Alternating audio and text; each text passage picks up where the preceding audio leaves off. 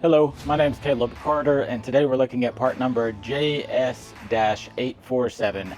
This is your rubber plug for your EZ Lube trailer axle hub caps. Let's take a look at it. Alright, so this is part number JS-847. This is your rubber plug for your EZ Lube grease caps. Real standard. They're all the same size for all the axles that have the EZ Lube grease caps on them.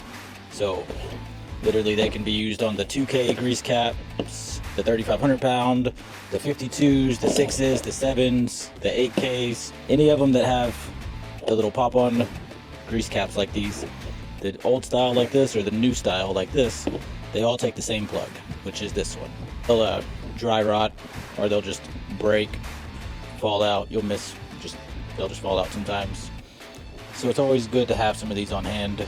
And you can get them at trailerpartsunlimited.com or give us a call at 844-898-8687 or just stop by our distribution center here in Huntsville, Texas, and we'd love to help you out. Thanks for watching.